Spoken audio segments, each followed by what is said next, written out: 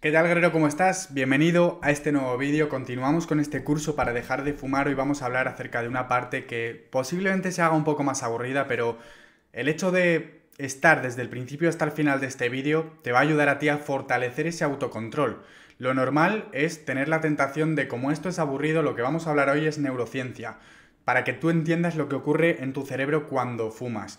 Yo sé que es aburrido, pero el hecho de aguantar hasta el final te ayuda a fortalecer tu autocontrol, a no ceder a la tentación de evitar la incomodidad. Así que bueno, te doy la bienvenida. En este vídeo vamos a hablar acerca de 4 cambios a nivel fisiológico que suceden en tu cerebro. Sobre todo estos cambios están, el estudio en el que se reflejan estos cambios tienen que ver, es un estudio que se hizo con, bueno, son conclusiones que se sacan a partir de estudios relacionados con la pornografía, con el estímulo de la pornografía online, ¿vale? Pero son cambios que conviene que estudiemos y conviene que conozcas que suceden en tu cerebro cada vez que tú cedes a un superestímulo o en este caso a un estímulo como es el de la nicotina, ¿vale? Y bueno, si eres nuevo por aquí, si este vídeo te ha llegado de casualidad, yo soy Mario Rupérez y hace 3 años, hasta el 8 de enero de 2021, yo era adicto también al tabaco, fumaba una media de 1 o 3 cajetillas o sea, una cajetilla cada 3 días o 4, porque yo fumaba tabaco de liar y eso pues eran, no sé, 50 gramos cada semana, más o menos así fumaba.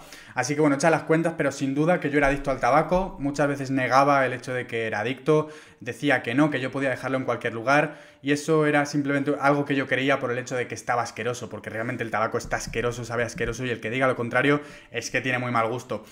Yo me encontré con ese argumento de no, si a mí es que me gusta, si a mí es que yo lo puedo dejar cuando quiera. Bueno, la auténtica realidad es que también me gusta el marisco y no siento la compulsión ni la necesidad de comer marisco todos los días. ¿Me explico?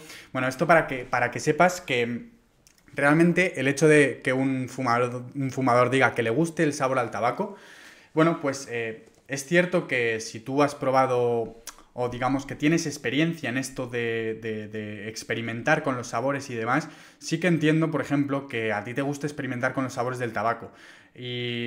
Y puede que incluso diferencies tipos de tabaco, etcétera. ¿Cuál es la cuestión? La cuestión es que este argumento lo utilizan en general fumadores que son adictos y lo utilizan para justificar su comportamiento. Dicen, no, como es algo que me gusta, pues lo continúo haciendo.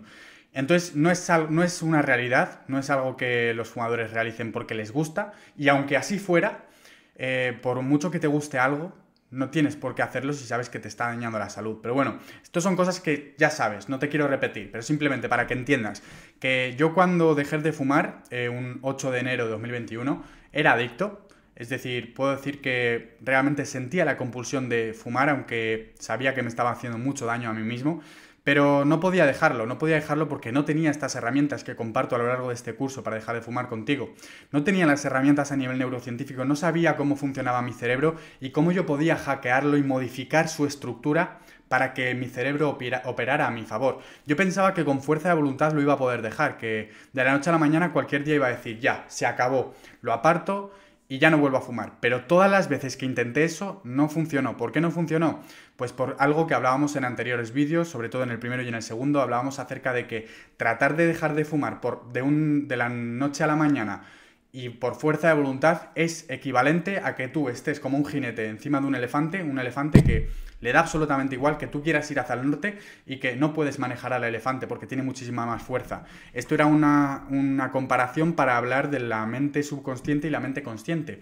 Si tú tratas de dejarlo por la fuerza de voluntad, estás luchando contra un montón de rutas neuronales que han tardado años y muchísimo tiempo en construirse. Entonces estás operando contra básicamente tu mente subconsciente, que toma la mayor parte de decisiones por ti, y estás luchando contra el 95% de tu mente. Como te digo, es un 5% de tu mente consciente, de lo que tú crees que va a ser bueno para ti, versus un 95% de tu mente subconsciente.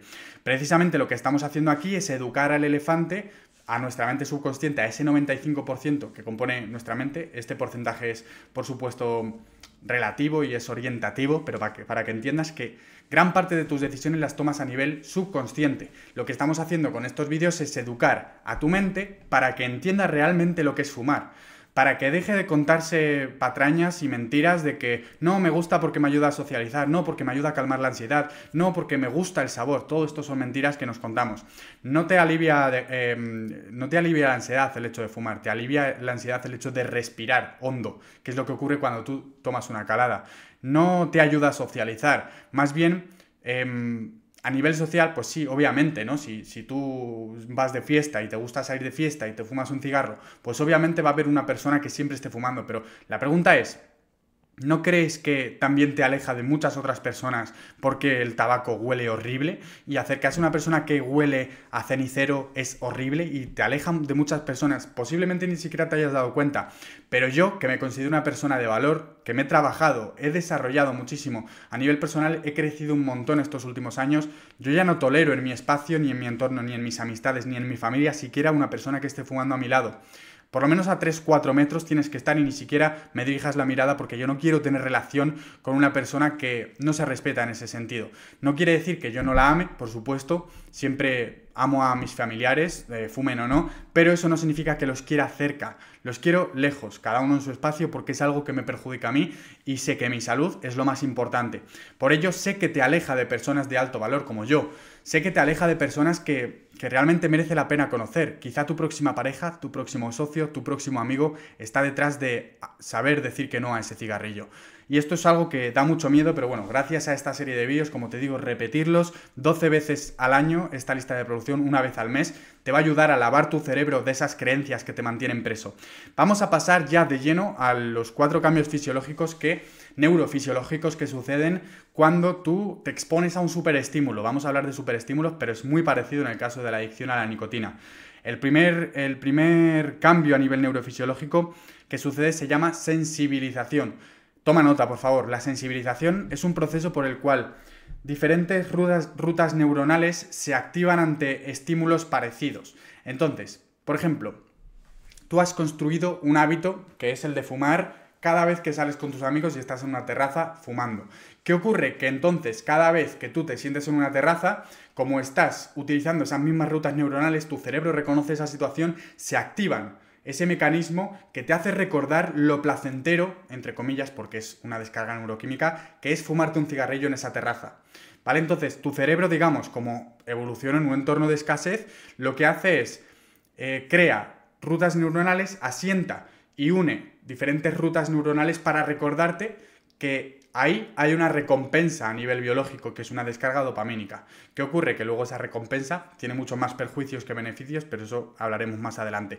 Entonces, como tu cerebro y el mío evolucionan en un entorno de escasez, nuestros genes siempre van a tratar de ceder ante esas cosas que son una recompensa biológica. Un atracón es una recompensa biológica, porque en tiempos de escasez, pues pegarse un atracón podía suponer la diferencia entre sobrevivir y no. ¿Por qué? Porque a lo mejor no encontrabas otra cosa en una semana. Entonces, pegarte un atracón a nivel biológico se interpreta como algo beneficioso. Entonces, tu cerebro establece esas rutas neuronales que asientan y hacen que te acuerdes de que pegarte un atracón es beneficioso. Pongo entre comillas, repito, porque no es algo beneficioso, los tiempos han cambiado y hoy la vida es muy diferente. Pero para que entiendas que ocurre este proceso de sensibilización, tú cada vez te haces más sensible ante estímulos, porque cuanto más cedes tú a la tentación, más estímulos pones en tu entorno que te recuerden esa sensación placentera, más posible es que recaigas, más sensible eres a la recaída. Esto se llama sensibilización, repito. Y para que entiendas un ejemplo de cómo esto te afecta, cuando tú fumas por primera vez, sueles creer que tienes el control porque está asqueroso el tabaco. O sea, está asqueroso. El sabor es horrible la primera vez, no lo aguanta nadie. Por eso los adolescentes creen erróneamente que en cualquier momento lo pueden dejar, porque inconscientemente saben que no les gusta nada y que es asqueroso. Entonces, creen que lo pueden dejar. La auténtica realidad es que ya son adictos, aunque no lo sepan. Bueno, pues lo que ocurre es que cuando tú te fumas 1, 2, 3, 4 veces, lo que ocurre es que tu cerebro se sensibiliza ante esos estímulos que producen esa descarga dopamínica. Entonces, cada vez que tú veas una cajetilla de tabaco, un mechero, un cenicero o estés en una situación que despierte ese deseo de fumar, o sea, esta es una situación que sea relacionada con eso que te produce deseo, se van a activar esas rutas y vas a hacerte sensible. Se va a despertar ese deseo. Como te repito, con tan solo un cenicero que tú veas, con tan solo un anuncio en la televisión, una película en la que salga el protagonista fumándose un cigarrillo. Todo eso son estímulos y el hecho de cuanto más fumas tú, más sensible eres. Bueno, cuanto más fumas, esto te hablo de superestímulos. Esto aplica muy bien para la pornografía, por ejemplo, o para los atracones, o para otro tipo de cosas. Pero en el tabaco también ocurre lo mismo. Y es que te sensibilizas, cada vez eres más sensible ante los estímulos. Entonces, si tú vas a casa de fulanito, ves un cenicero, tal, te van a entrar ganas de fumar. Esto es el primero de los cambios que sucede a nivel neurológico. Pasamos al segundo. Y es algo que nuestro cerebro hace en contrapartida. Cuando tú te sensibilizas, sobre todo ante un estímulo que hace que se segregue tanta dopamina de golpe como puede ser la pornografía, el tabaco, etcétera, etcétera, lo que ocurre es que tu cerebro es como si te están gritando al oído. Tu cerebro lo que hace es anula ciertos receptores de dopamina para que no te dé una descarga y eso te puede afectar muy negativamente. Entonces lo que ocurre es un proceso de desensibilización. Entonces es como si a ti te están gritando en el oído, te están dando esa descarga dopamínica, el cerebro lo que hace es taparse los oídos. Anula los receptores de dopamina para que no sufra una sobrecarga. ¿Qué ocurre? Que esto a nivel evolutivo es una protección frente a un superestímulo, pero la cuestión es que en la naturaleza, tal y como ha evolucionado nuestro cuerpo, los superestímulos no existían hasta hace relativamente pocos años, que se inventaron las drogas, la nicotina, drogas sintéticas, el alcohol, la pornografía en línea. Todo esto son superestímulos relativamente recientes para los que nuestra biología no está adaptado. Entonces lo que ocurre es que este proceso de desensibilización no es realmente efectivo, incluso, y aquí viene la paradoja, es contraproducente, porque la desensibilización hace que cada vez necesites más y más y más dopamina, porque se están cerrando los receptores, cada vez necesitas más dopamina para sentir el mismo placer. Y esto te sonará porque un drogadicto cada vez necesita más dosis. Una persona que fuma tabaco realmente no ocurre tanto por ciertos motivos que trataremos en esta lista de reproducción, pero por ejemplo un consumidor de pornografía sí que evoluciona cada vez más hasta géneros más extraños, más extravagantes, más raros, más incluso horribles. O sea, hay cosas horribles por ahí, pero que llega un momento en el que necesitas, por ese proceso de desensibilización, necesitas cada vez más estímulo para sentir el mismo placer. Y como te digo, esto podría parecer beneficioso a nivel evolutivo, pero realmente, paradójicamente, es contraproducente e incluso es perjudicial, porque hace que cada vez necesites más. El tercero de los cambios neurofisiológicos es la hipofrontalidad. Y esto hablaba hace poco, precisamente hoy he grabado otro vídeo para YouTube, que lo podrás encontrar por aquí, que he llamado Cómo fortalecer el autodominio y el autocontrol según la neurociencia. He compartido 6 herramientas que te recomiendo encarecidamente. Incluso quizá meto ese vídeo en esta lista de reproducción porque es fundamental. Lo que ocurre es que hay una parte del cerebro que se llama la corteza prefrontal, que es la parte que regula el comportamiento, la acción en función de las emociones. Es la parte responsable de que tú te levantes, por ejemplo, cuando toca levantarte. Es la parte responsable que activa por ejemplo, cuando sabes que cuando te toca hacer ejercicio, pues la que pone en marcha todo el mecanismo en función de las emociones que tú percibas y sientas, ¿vale? Entonces, lo que ocurre es que este córtex prefrontal, que es el encargado de resolver problemas, de lo que es la parte de prestar atención, planificar, etcétera, etcétera, se ve debilitada, de modo que tú cada vez cedes más a la tentación. Es como, en este libro había una frase que resumía muy bien esto, que te la quiero contar al final porque sin duda que resume muy bien estos 4 cambios fisiológicos, pero bueno, lo vas a entender perfectamente cuando pasemos al siguiente, ¿vale? La hipofrontalidad básicamente es eso, que tu capacidad para autocontrolarte, dominarte, se ve debilitada porque este músculo se ve debilitado, ¿vale? Entonces, en ese sentido, cada vez que tú sientas esa tentación, te va a costar más decir que no, ¿vale? Esto se llama hipofrontalidad, que es que tu músculo de la fuerza de voluntad se ve debilitado. Y el último de los cambios fisiológicos es que de repente ocurre que cada vez más se degrada lo que es el sistema encargado de manejar el estrés. El estrés, sobre todo, es precedido por una hormona que se llama el cortisol y este sistema es el responsable de lucha o huida, es decir, es una respuesta automática que tenemos configurada que es la lucha-huida o parálisis, ¿vale? De eso se encarga este sistema. ¿Qué ocurre? Que a largo plazo se ve debilitado y se ve afectado y hace que tú empieces a sentir ansiedad, que no perseveres ante objetivos, que te rindas, ¿vale? Y esto es el cuarto de estos cambios fisiológicos. Para resumir y para que lo entiendas, no quiero entrar demasiado, podríamos hablar de la delta FOSB, de la CREB, que son proteínas y moléculas que tienen un papel importante en estos procesos, no quiero entrar ahí, pero quiero compartir contigo un pequeño párrafo que resume los cambios fisiológicos, neurofisiológicos que suceden en tu cerebro para que entiendas lo que ocurre, ¿vale? Si estos 4 cambios neuroplásticos pudieran hablar, la desensibilización se quejaría y diría, nunca estoy satisfecho. Simultáneamente, la sensibilización le daría codazos y te diría, hey, tengo lo que necesitas. Eso es la sensibilización. Y casualmente es exactamente lo que causó la desensibilización. Por otro lado, la hipofrontalidad, la disfunción del circuito prefrontal, se encogería de hombros y diría, no puedo hacer nada. No es una buena idea, pero no puedo detenerte. Y el sistema responsable de la gestión del estrés, con problemas de funcionamiento, porque se ha visto degradado, diría, necesito algo ya para calmarme.